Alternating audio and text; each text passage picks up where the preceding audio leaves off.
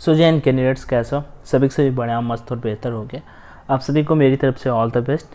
अच्छे से सब कुछ चीज़ें करिएगा, अपनी तरफ से अच्छा करिएगा, कुछ भी जल्दीबाजी में गलत मत करिएगा, ठीक है। थोड़ा सा किसी से पूछना पड़ जाए तो पूछ लीजिएगा। और इम्पॉर्टेंट थिंग ये है कि आपका जो फेज सेकंड एग्ज़ाम हो रहा है, जैसे डे बाई डे आपका रिव्यू आ रहा है, उतना रिव्यू मुझे मतलब डिफ़िकल्ट कुछ भी नहीं मिल रहा है। सारी की सारी चीज़ें ईजी दिखाई दे रही कैंडिडेट के व्यू से। हर एक सेंटर के हर एक स्टेट के कैंडिडेट से बात हुई है। जैसे पंजाब की स्टेट का कैंडिडेट के रिव्यू दिल्ली पे था, शेयर किया मैंने। डेफिनेटली जिनका दिल्ली पे है, देहरादून का आप सभी के सामने है। बस मैं यहाँ पे आपको मेडिकल रिलेटेड बताना चाहूँगा। एक रिव्यू शॉर्ट में आप सभी देख सकते हो, देखना चाहते हो तो देखो यहाँ पे मेडिकल रिलेटेड मुझे ज़रूरी इंस्ट्रक्शन देना है। गोपी सिंह करके है, मतलब वो डेडिकेटेड बंदा है। मतलब दिन में मुझसे 4 बार पूछता था भैया रिजल्ट होगा कि नहीं होगा, और भैया ऐसे कैसे हो सकता है, मतलब वैसी वाली, ठीक है। तो अपनी चीज़ों के प्रति तो वैसा कुछ तो इनका हो गया है। और दिल्ली का है, देख सकते हैं यहाँ पे। और सेकेंड शिफ्ट में 38 फीट थे। Most of student gate point in ear wax. तो मैं आपकी जानकारी के लिए ईयर वैक्स का पॉइंट मिला यहाँ पे, इसके बारे में थोड़ा सा आपको बताऊंगा। रनिंग में भी 37 के ग्रुप में 30 पास है। तो अब अगर 37 के ग्रुप में 30 पास है तो इतना मतलब लीगल है। 7 लड़के भाई अगर नहीं मार पा रहे हैं रेस, तो भाई वो 6:30 या मतलब रनिंग का टाइमिंग होता है, अच्छा खासा होता है, ऐसा भी नहीं बहुत ईजी है। तो 6:30 में आपको रन करना है, तो इतना ईजी टास्क आपका लिए नहीं था यहाँ पे। ओके, आगे बढ़े यहाँ पे नेक्स्ट चीज़ की, और नेक्स्ट चीज़ आपको बताएं। और बाकी सारी की सारी चीज़ें यहाँ पे सिंपल जा रही हैं आगे यहाँ पे। और ये तो SSC GD का रिजल्ट का हो गया। एक मुझे और सेंटर का रिव्यू बताना है, उसके बाद हम आपको आगे मेन चीज़ें बताते हैं। जिनका भी SSC GD पे हो गया उनको कंग्रेचुलेशंस मेरी तरफ से। और उसके बाद ये देखो विशाखापट्टनम का मैं आपको बता देता हूँ।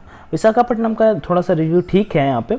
8 अप्रैल का है, देख लीजिए। सेकेंड बैच है, 117 प्रेजेंट थे दिन में, जैसा कि पता होगा आपको। First, second and third 3 shift हो रही हैं। तीनों शिफ्ट का एग्जाम अलग हो रहा है, तीनों शिफ्ट का फिजिकल अलग हो रहा है, तीनों शिफ्ट का मेडिकल अलग हो रहा है। ओके, तो ये मत सोचिएगा कि भैया ये कैसा सिस्टम है, समझ में नहीं आ रहा है। तो सारी की सारी चीज़ें अलग अलग हो रही हैं। ओके, अब आगे बढ़ते हैं। 117 प्रेजेंट थे, 68 PFT पास हुए, लगभग मतलब 50%, और 49 PFT आउट हुए हैं। ओके, आगे यहाँ पे पढ़ते हैं। मेडिकली सिर्फ बहुत कैंडिडेट को ईयर वैक्स देते हैं। एग्ज़ाम इजी था, मेरे को 3 पॉइंट में मेडिकल मिला है। Review by Ranjan Maharana. Ground running है 4.5 राउंड। ईयर वैक्स, अब देखो यहाँ पे मैं आपको कुछ चीज़ें बताता हूँ।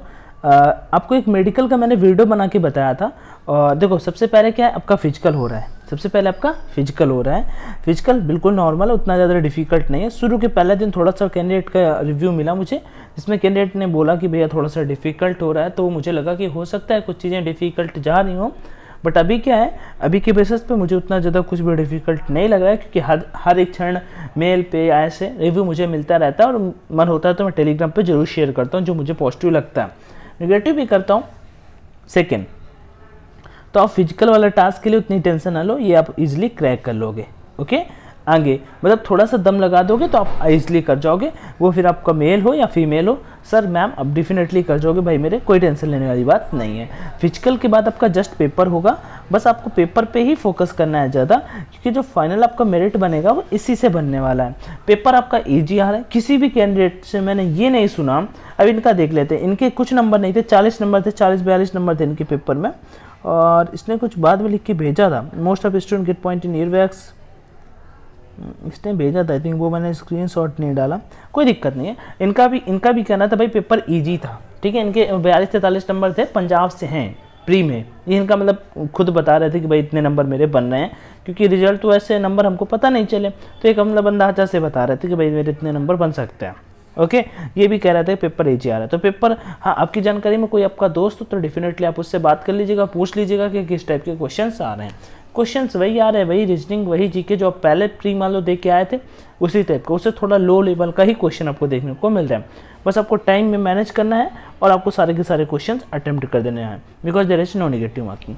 पेपर होगा आपका तुरंत, आपका सेकेंड स्टेज होगा, थर्ड स्टेप होगा मेडिकल एग्जाम। और मेडिकल में सबसे ज़्यादा हर एक सेंटर पे, not only in Dehradun, not only in New Delhi, not only in Visakhapatnam, मतलब कि हर एक स्टेट पे, हाँ, जहाँ जहाँ पे हो रहा है सबसे ज़्यादा पॉइंट ईयर वैक्स पे मिल रहा है। मैंने आपको पहले दिन ही बताया था भाई बहन, आप ये ईयर वैक्स मतलब क्या होता है, आपको अपने कान को साफ कराना होता है, ठीक है। अब जिनका कल है वो मत कराने लगना अभी, ठीक है।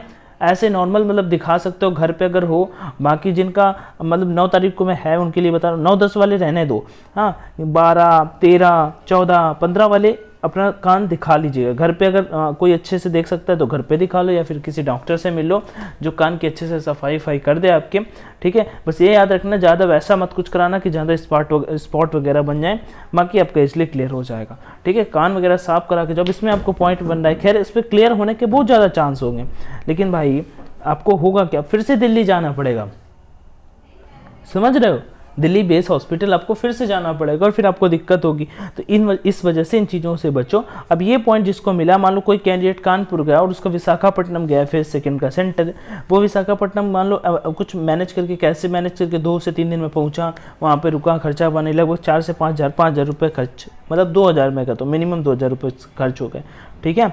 और उसका फिर से आएगा, और केवल ईयर वैक्स ना कराने की वजह से उसे फिर से वहाँ पे जाना पड़ेगा, विशाखापट्टनम जाना पड़ेगा, MH विशाखापट्टनम जाना पड़ेगा, और फिर से उसके इतने रुपए लगने वाले हैं। तो इन चीज़ों से बचो, पहले से उन चीज़ों के लिए तैयार होकर जाओ। कोई क्वेरी है तो कमेंट में बताओ, ठीक है। तो इस तरह से है। तो और बाकी मेडिकल एग्जाम कुछ ज़्यादा डिफिकल्ट हो नहीं रहा है।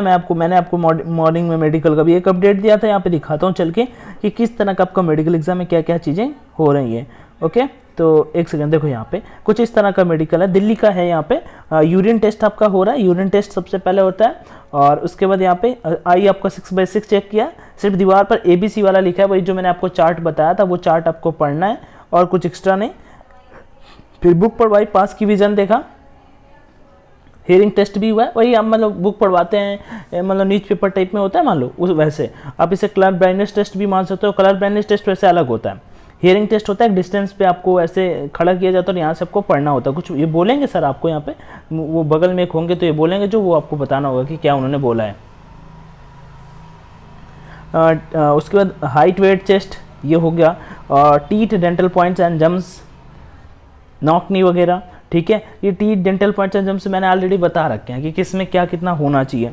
नॉकनी, उसके बाद हैंड शेवरिंग जो है हाथों का मतलब कांपना अपना होता है वो, और ऐसे लेटा के आपका स्टोमच पेट वगैरह चेक किया है, और ईयर चेक किया, ईयर वैक्स वगैरह ये अच्छे हर जगह हर सेंटर पे अच्छे से चेक किया जा रहा है। कलर ब्लाइंडनेस भी चेक किया हुआ है, और मेन पार्ट एंड वगैरह भी हुआ है, ओके। एंड फ्लैट फुट, बस यही टेस्ट था लगभग, ठीक है।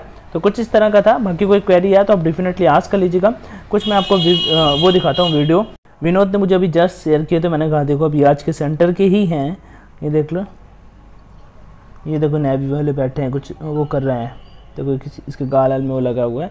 अगला दिखाता हूँ, ज़्यादा बड़े बड़े नहीं है, छोटे छोटे से हैं, ऐसे क्लिप उन्होंने निकाली है, और डॉक्यूमेंट वेरिफिकेशन के टाइम का है, ठीक है। डॉक्यूमेंट वेरिफिकेशन के टाइम का किस सेंटर का ये भी बता देता हूँ, रुको। वो सब का आउट नहीं हुआ था भाई, मेरा PFT क्लियर हो गया, दिल्ली का था 1 to 5 clear PFT and last only 38 fit हुए मेडिकल के लिए, मैं भी फिट हो गया, congratulation. Exam level easy to moderate, pushup में कोई आउट नहीं हुआ, बस रनिंग में 36 के ग्रुप में 4 to 5 आउट हो रहे थे बस। तो अब इतना भी कुछ ज़्यादा है नहीं, 6.5 में 4 से 5, अगर 36-40 के लड़कों में 4 से 5 हो रहे हैं मतलब कुछ नहीं हो रहा है, ठीक है। Thank you so much. Video पसंद आया तो लाइक कर दीजिएगा। जय Hind and all the best.